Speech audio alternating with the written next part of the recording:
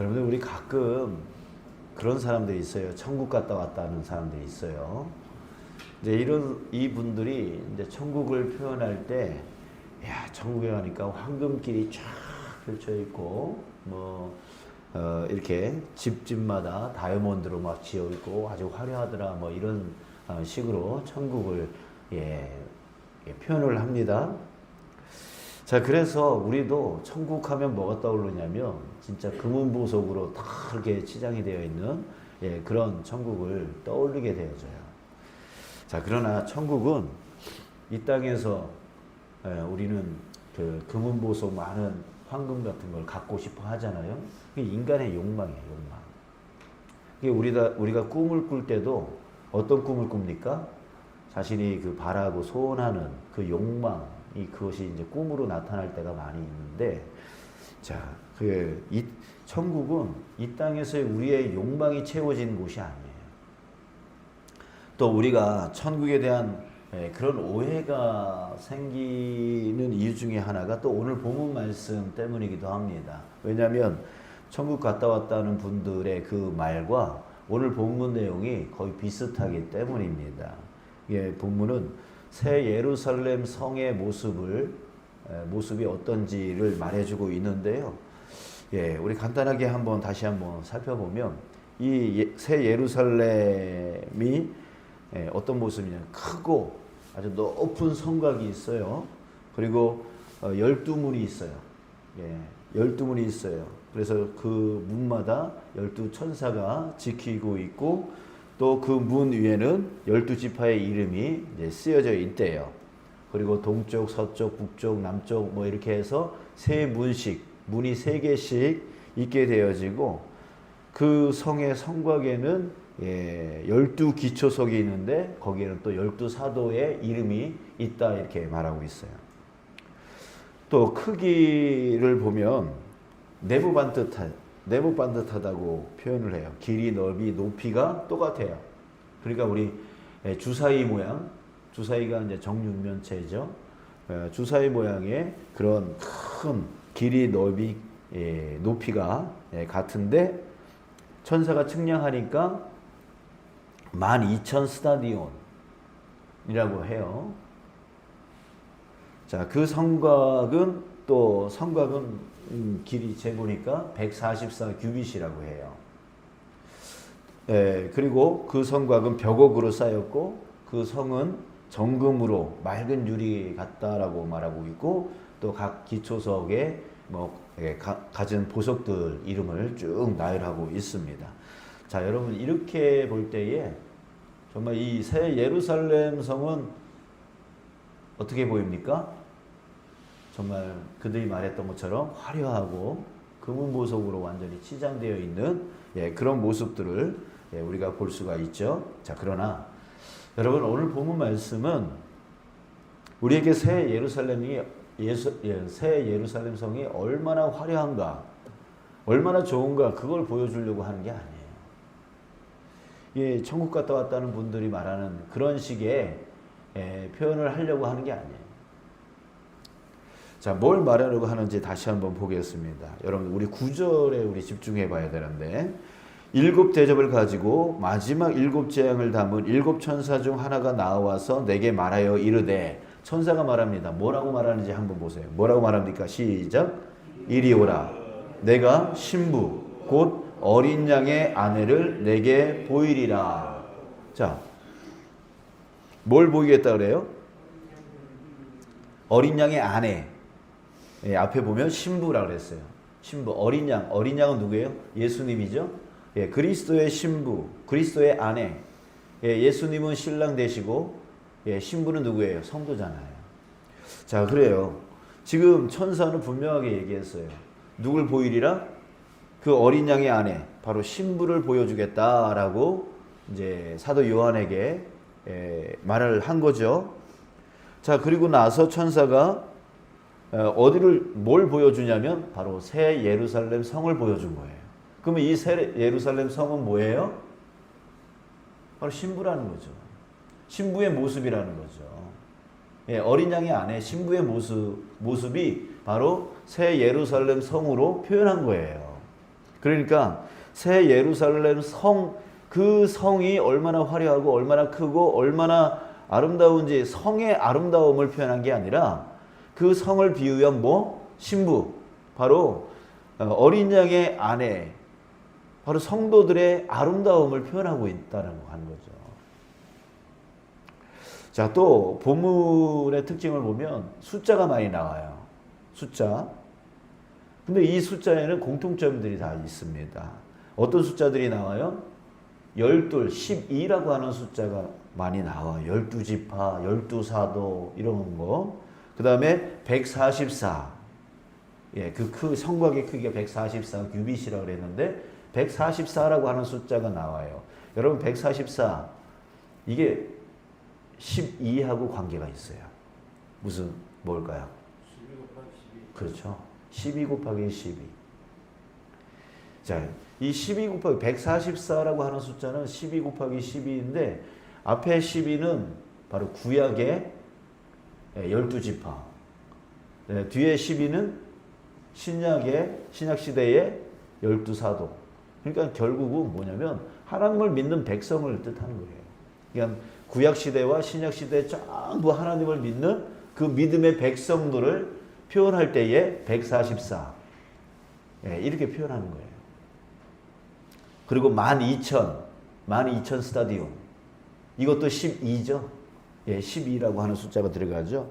자, 여러분 그렇습니다. 결국 뭘 얘기하냐면 이 새 예루살렘 성은 바로 하나님을 믿는 구약시대와 신약시대에 전부 다 정말 역사 이래에 하나님을 믿고 살았던 그 모든 사람들을 표현할 때 바로 이 새 예루살렘 성을 표현하고 있는 거죠. 이들이 바로 신부이고 어린 양의 아내들이다. 이들의 아름다움이 바로 이렇다라고 하는 것을 보여주고 있는 것입니다. 자, 그런데 여러분 이것을 주목해야 돼요. 왜 이 성이 아름다운가인 거예요. 왜 이 성이 아름답죠? 갖은 보석으로 치장되어 있기 때문에? 아니에요. 그걸 얘기하려고 하는 게 아니에요. 11절 또 함께 읽겠습니다. 11절 시작. 하나님의 영광이 있어 그 성의 빛이 지극히 귀한 보석 같고 벽옥과 수정같이 맑더라. 아멘. 예, 그 성 안에 뭐가 있어요? 뭐가 있어요? 하나님의 영광이 있어. 이게 영광의 하나님이 그 안에 있기 때문에 그 성의 빛이 지극히 귀한 보석 같고 벽옥과 수정같이 맑더라. 그러니까 그 성 자체가 아름다운 게 아니에요. 성 자체가 아름다운 게 아니라 뭐 때문에 아름다우냐면 그 성 안에 하나님의 영광이 있기 때문인 거죠. 자, 여러분 그렇습니다. 여러분 우리 자체는 아름답지 못해요. 예. 여러분들 아름다우신 분이십니까? 따지고 보면 그냥 눈, 코, 입 있을 뿐이지 저보다 잘생긴 사람이 여기 없잖아요. 에이, 죄송합니다. 아침부터. 네.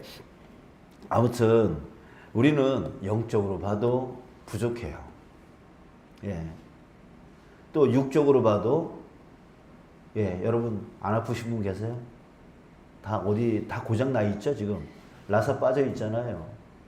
그러니까 육적으로도 우리는 완전하지 못해요.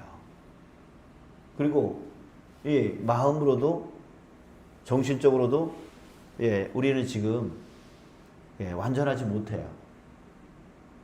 우리는 불완전한 존재예요.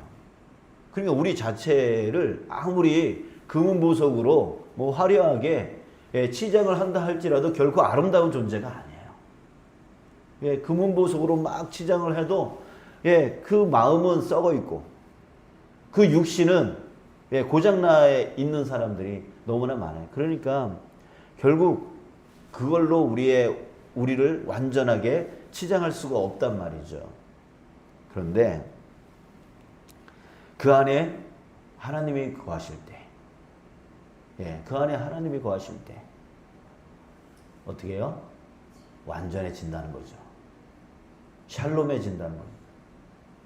예, 완전해진다. 이게 바로 태초의 아담과 하와의 모습 아닙니까? 하나님과 완전히 함께 거하는 자의 모습. 그게 원래 우리들의 모습이었죠. 그게 완전한 상태라고 하는 거예요. 그러니까 결국은 하나님이 거하시는 자가 가장 아름다운 자이다 라고 하는 것이죠. 여러분, 그렇기 때문에 예, 우리가 뭐 지식으로 또 능력으로 또 외모로 예, 아무리 아름다워지려고 애써도 우리는 결코 아름다워질 수 없어요. 네, 하나님이 거하실 때 우리는 진정한 아름다움이 드러나게 되는 것입니다. 사랑하는 여러분, 예, 이제 우리 뭐 지식 갖지 말라는 거 아니에요. 능력 갖지 말라는 거 아니고 외모 오늘부터 화장하지 말라는 얘기가 아니에요. 예, 우리의 예, 거기에 우리가 매달리며 거기에 묶여서 지식을 어떤 분들은 나이가 많이 드셔도 자꾸만 지식 못 배웠어. 젊었을 때 못 배운 게 한이 돼가지고 자꾸만 지식 그래서 자꾸만 거기에 묶여서 정말 그 나이대에 누려야 될 그 행복을 누리지 못하고 자꾸만 지식. 그래서 누가 무슨 소리만 하면 자기 무식하다는 소리인 줄 알고 또 화를 벌거덕 내고 이런 분들이 있어요. 거기에 묶이지 말라는 얘기죠. 또 능력이 없으면 안 되는 줄 알고 능력 거기에 매달려서 또 누려야 될 그 행복을 누리지 못하면서 살아가시는 분들도 많고 등등. 돈 때문에 또 이렇게 묶여서 이렇게 사시는 분들, 돈을 벌지 말라는 건 아닌데 거기에 묶여서 거기에 정말 모든 그 행복을 다 빼앗겨 버리고 살아가는 분들이 얼마나 많이 있습니까? 그런 것들로 묶이지 말라는 얘기예요. 우리의 진정한 아름다움은 우리가 진정으로 묶여야 될 것은 무엇입니까? 바로 하나님이라는 거예요. 하나님이 내 안에 거하실 때에 진정한 평강, 완전함, 예, 이것이 이루어진다라고 하는 거죠. 예, 여러분, 우리 하나님이 거하시는 저와 여러분들 되시길 축복합니다. 아멘. 자, 그래요. 그럴 때에 자, 여러분, 우리는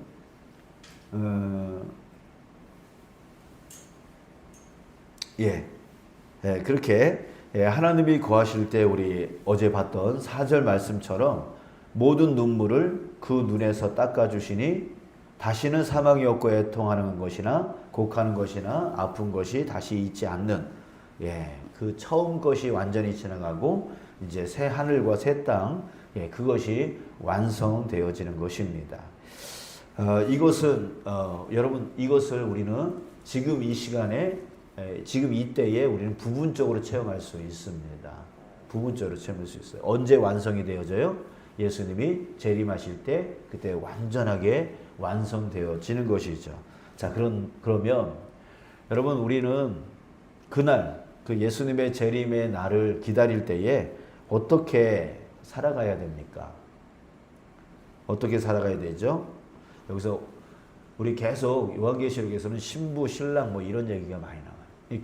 결국은 결혼을 비유해서 표현하고 있는데 여러분, 유대인들의 결혼 풍습을 우리가 좀 이해를 해야 이 성경 본문이 이해가 돼요. 이해가 돼요. 여러분, 이렇게 계시록을 보면 계시록을 문자적으로 보시면 안 돼요. 문자적으로. 그래서 문자적으로 본 사람들이 14만 4천 명이 구원받는다라고 그래가지고 어느 사이비 종교에서는 14만 4천 명만 이렇게 구원시킨다고 그런 숫자 문자적으로 딱 하잖아요. 이 계시록은 그게 아니에요. 당시의 상황과 환경으로 그냥 직접적으로 얘기했다가는 잡혀서 죽으니까 비유적으로 표현해가지고 믿는 사람들이 이해할 수 있는 그 말씀을 딱 보고 이건 뭘 상징하는 거니까 이런 뜻이겠구나라고 하는 것을 알 수 있도록 암호적인 그런 언어로 지금 계시록을 기록한 거기 때문에, 상징적으로 기록한 거기 때문에 문자적으로 보면 안 되고, 그래서 이 결혼, 신부, 신랑, 이것도 우리가 알아야 되는데, 이 글을 읽는 사람들은 딱 단박에 아는 거죠. 왜? 자기가 유대인이고 그 결혼 풍습을 아니까 이렇게 우리가 기다려 나가야 되는구나 라고 하는 거, 신부의 마음을 갖고 기다려 나가야 되는구나, 이걸 이제 이해가 되는 거죠. 자, 그래서 결혼 풍습을 좀 우리가 알아야 되는데, 우리는 결혼하면 그냥 그날부터 같이 살잖아요. 그죠? 그날부터 살고, 법적인 거는 이제 나중에 뭐 일주일 후든 2주일 후든 신혼여행 갔다 와가지고 가서 신고하면 이제 법적인 부부 또 육적인 부부 이렇게 되어지잖아요. 근데 이 유대인들은 그렇게 결혼을 하지 않아요. 결혼 전에 정혼을 합니다. 약혼 같은 걸 해요. 근데 이 약혼이 우리는 가결혼의 개념이지만 이 사람들은 결혼의 개념이에요. 정혼이. 그냥 법적인 부부가 되어진 거예요. 그러나 같이 살지 않아요. 1년 정도, 2년 정도 떨어져서 살아요. 그러면서 진짜 내가 저 신랑의 신부로서 그렇게 준비를 하는 시간을 갖는 거예요. 갖는 거예요. 그냥 무턱대고 그냥 좋다고 해서 그냥 달라붙어가지고 그냥 사는 게 아니라 1년 동안 다시 신부 수업을 받는 거예요. 그러면서 그날이 올 때까지 신랑을 기다리는 거예요. 여러분, 이 마음을 잘 생각해 보세요. 우리가 예수님이 재림하시는 그날이 우리가 신랑을 만나는 날이에요. 그러면 그때까지 우리는 신부로서 어떻게 해요? 잘 준비하는 거죠. 신부의 역할을 잘 감당할 수 있는 그런 자로서 기다리고 있는, 준비하며 기다리는 거예요. 여러분들, 저와 여러분들이 그 신부된 마음을 잘 헤아려 보고 내가 어떻게 신랑 되신 예수님을 기다려야 되는지, 여러분, 우리 그것을 깨닫기를 간절히 소망합니다. 그냥 무턱대고 이전에 내 성격으로, 내 성품으로 그냥 막 사는 그런 거는 정혼한 자의 모습은 아니겠죠. 정말 신랑에게 내가 어떻게 맞춰야 되는가, 어떤 자가 되어야 되는가, 성격적으로, 성품적으로 내가 어떤 삶을 살아가야 되는가, 어떤 준비를 해야 되는가, 이런 것들을 고심하면서 정말 우리가 하나님 나라에 들어가기 위한, 신랑에게 나아가기 위한 그런 인격을 준비해 나가야 됩니다. 그렇기 때문에 우리는 여기서 뭘 해요? 연단을 하는 거예요. 연단을 하는 거예요. 자, 여러분, 우리 지금 이 순간이 바로 그것을 준비하는 시간임을 여러분들 꼭 깨달으시길 바랍니다. 그래서 나는 오늘 당장 예수님이 재림해서 신랑을 만날 때에 정말 신랑을 만날 만한 신부가 준비되었는가? 준비되었는가? 그것을 생각해 보시기 바랍니다. 그래서 오늘을 갈고 닦는 거예요. 내 언어와 내 삶과 내 모습이 정말 신랑 되신 예수님을 만날 만한 신부의 모습인가를 항상 떠올리면서 준비해 나가는 것. 이것이 우리에게 정말 너무나 중요한 것이죠. 그래서 여러분들이 지금 고난이 있다면, 여러분들이 지금 어떤 환난이 있다면, 여러분 그 가운데에 정말 내가 신랑 되신 예수님의 신부로서의 그 모습으로 지금 이겨내고 있는가, 그것이 중요하죠. 또 여러분들이 지금 무슨 사역을 감당하고 있다면 그 사역 가운데에서 내가 신랑 되신 예수님의 신부로서의 그 모습으로 지금 이 사역을 감당하고 있는가. 여러분, 일이 중요하지 않아요. 그 사역을 얼마나 잘 이루는가, 얼마나 잘 이루어냈는가가 중요한 게 아니에요. 그 일을 감당하면서 내가 신랑 되신 예수님을 만나기 위한 나의 신부된 나의 모습이 온전한가? 이것이 중요한 거예요. 예, 이것이 중요한 거예요. 우리 예를 들어서 우리 교회는 그러지 않겠지만 우리 주방에서 식사를 준비를 해요. 식사를 준비해요. 근데 이 식사를 준비할 때 얼마나 맛있는 음식을 준비하는가? 이게 목적이에요. 얼마나 맛있는 음식을 준비하는가? 아무리 애써봤자 뭐 거기에 어떤 사람은 결국에는 짜다 하는 사람이 있고 결국에는 싱겁다라는 사람이 있고 지 입맛에 평가를 하는 거예요. 이게 중요한 건 뭐냐면 그 주방에서 음식을 준비하면서 준비하는 사람들 안에서 예수님을 신랑 되신 예수님을 만나기 위한 신부의 모습이 드러나는 거예요. 서로 이해해주고 서로 용납해주고 서로 보듬어 주면서 서로 각자의 역할을 잘 감당하면서 서로 도와주고 이런 모습들, 이 신부된 그 모습들이 그 안에, 그 사역 안에서 드러나는 게 중요한 거지. 얼마나 맛을 잘 내가지고 우리가 좋은 평가를 받느냐, 이게 중요하지 않다는 거예요. 자꾸만 거기에 목적을 두니까 어떤 사람이 너 거기다 소금을 왜 그렇게 많이 넣냐? 그러면은 맛이 없지 않냐? 그러면 저 사람들이 뭐라 그러겠냐? 자꾸만 누군가 나를 평가하는 것에 자꾸만 집중을 해가지고 지금 자꾸만 여기서 속옷으로 찌른단 말이에요.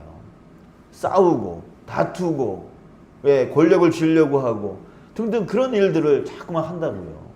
그게 아니고 우리의 진짜 목적은 뭐냐면 신랑 되신 예수님을 만나기 위한 내가 신부로서의 준비가 되었는가가 정말 중요한 거죠. 그래서 모든 사역 가운데에서도 역시 마찬가지예요. 일이 우선이 아니라 그 안에서 그 일을 이루어 나가는 과정 가운데 내가 신부된 모습이 비춰지고 있느냐, 그래서 연합되어지고 있느냐, 주님이 원하는 서로 사랑하고 있느냐, 주님이 바라고 있는 서로 믿음으로 보듬어가고 있느냐, 서로 격려와 칭찬과 그런 봉사와 용납과 용서가 있느냐, 이것이 중요하단 말이죠. 아멘이십니까? 네, 그래요, 여러분. 우리 이제 뭐 이렇게 하면, 이런 사역에 집중하면 왜 맛이 안 나겠습니까? 그죠? 왜 맛이 안 나겠어요?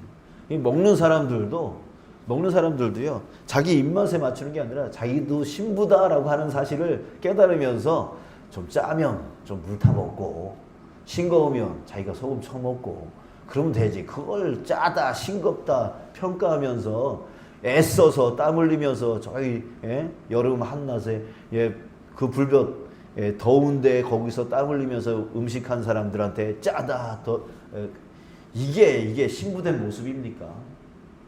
아니잖아요. 그러니까 자, 여러분, 우리 정말 중요한 것이 무엇인지를 알고 살아가는 저와 여러분들 됩시다. 신부된 모습이 중요해요. 신부로 준비되어지는 게 정말 중요한 거예요. 우리한테는 그거 말고는 없는 거예요. 그러니까 세상 사람들 일이 중요하고 성과가 중요하고 다른 사람들의 평가가 중요하고 성공이 중요하고 승리가 중요하게 여겨질 때에 우리는 신부된 나의 모습이 중요하다. 왜? 신랑을 맞을 준비를 해야 되니까. 우리한테는 신부된 모습이 중요하다. 이것을 여러분 꼭 기억하시면서 우리 그렇게 믿음의 이 삶을 살아가는 저와 여러분들 되시길 주님의 이름으로 축복합니다.